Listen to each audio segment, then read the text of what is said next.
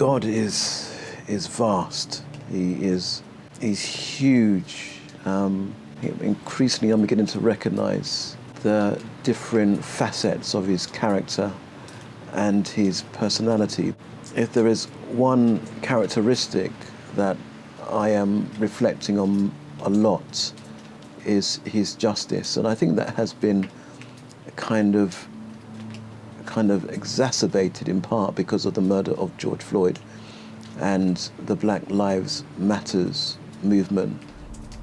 I am so aware more now than ever before that God is completely committed to people who are on the margins of society, people who have been disenfranchised for years, black people in particular, disenfranchised and knocked in the teeth and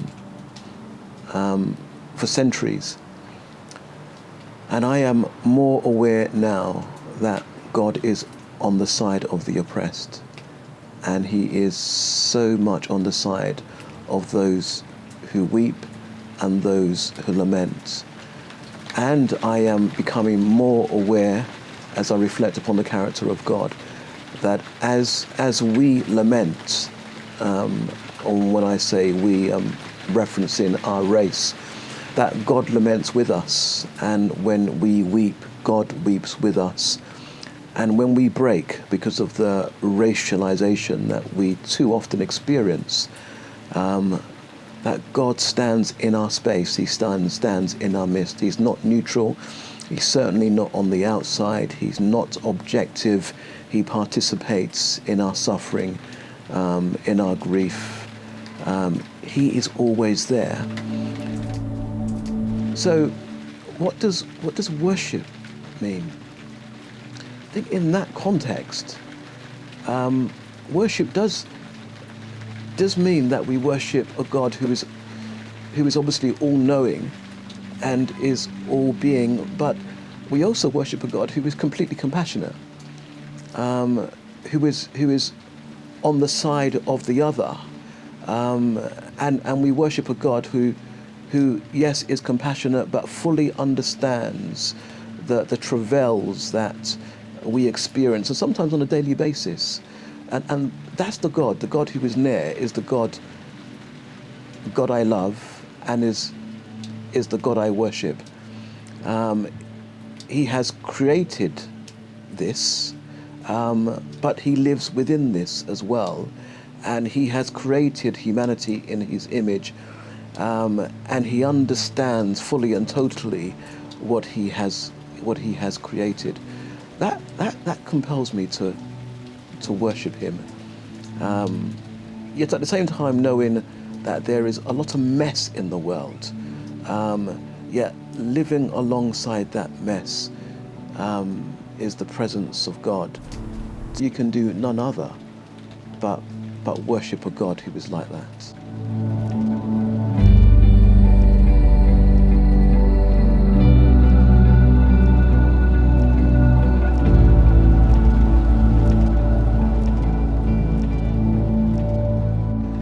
You know, where Jesus says, I think it's to the Pharisees, don't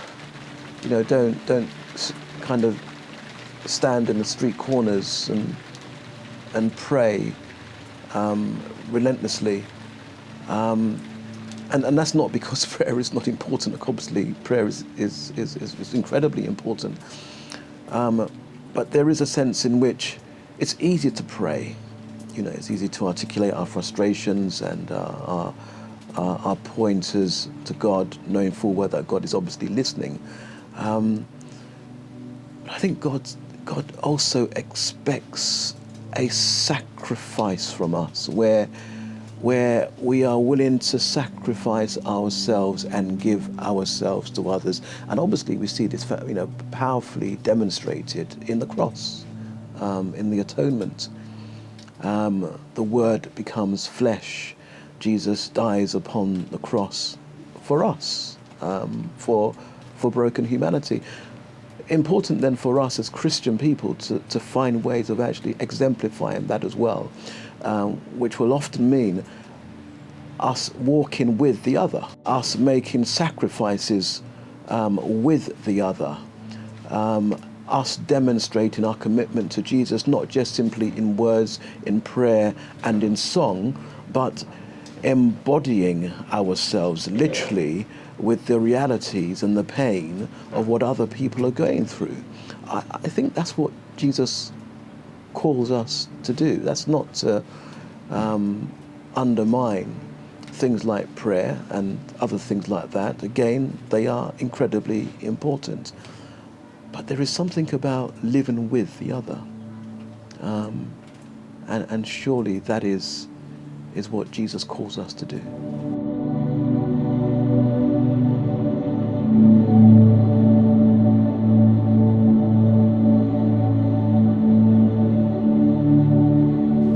The fact that we now have to do so much stuff outside of the four walls of church by virtue of the fact that COVID-19 obviously prevents us from going into a physical building, I think provides us with plenty of creative and innovative ways of doing church.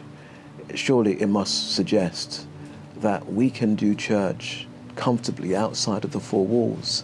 And surely it also suggests that we have a God who lives very comfortably outside of the four walls and has done, always has done. And it's now about us catching up with God, so to speak. It reinforces the importance of social justice. So, for example, John Bunyan Baptist Church, we share the church building with an organisation called ARC-T, and ARC-T have a cafe, Waste to Taste, and that is actually within the church itself. But Waste to Taste find themselves doing a lot of work with the disenfranchised in the Cowley area, and they do a sterling job. There is the cafe, and people obviously come into the cafe and they sit and they talk and and they congregate and do the things that people do within a cafe. But there is also a strong element of Waste to Taste whereby they are relating to people who have very little money. Many of them are homeless. Many of them are unemployed. There are relationships that Waste to Taste have within the Cowley community. Some of them are very, very important relationships that have been formed over years. I think that's where church is now moving to. I mean, church should have been like that many years ago, and perhaps for many churches it has been like that. But the COVID issue has reinforced how important it is for us to actually develop and cultivate relationships from outside of our four walls, to be Jesus with others beyond the building.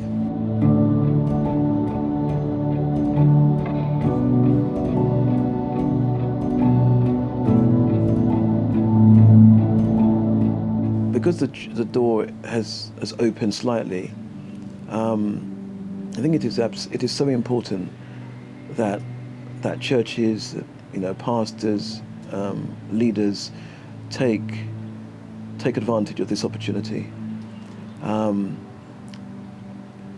we can do that in so many different ways. Yes, if we're preachers, we can preach about the importance of justice, and how justice is embodied in the character of God, in its totality.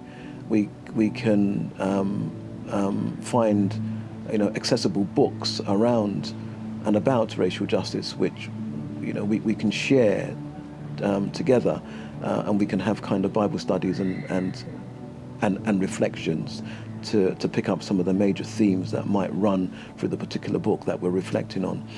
I think somehow we need to take advantage of the door that has opened.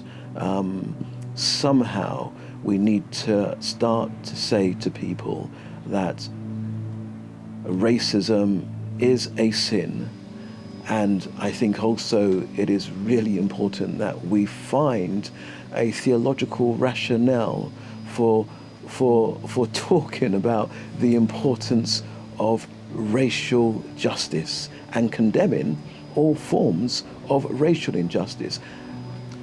I can't remember a time like this when the press and the church and society has been waxing lyrical about justice. I can't remember a time when people have actually phoned me and emailed and so on and so forth and said, look, what's going on in society? How can we make a contribution? How can we make a difference? How can we mitigate against the racial injustice that's going on? I can't remember a time when people have said to me, my eyes are beginning to open in the ways in which they are. Maybe there is some sort of organic movement that's taking place. I really don't know, but what I do sense and perceive is God is speaking, and the God of justice is speaking, and the God of justice might just be saying to Baptist and other denominations, get on board, start to tell others that this is wrong, and encourage your churches to embrace issues around justice, not least the importance of racial justice.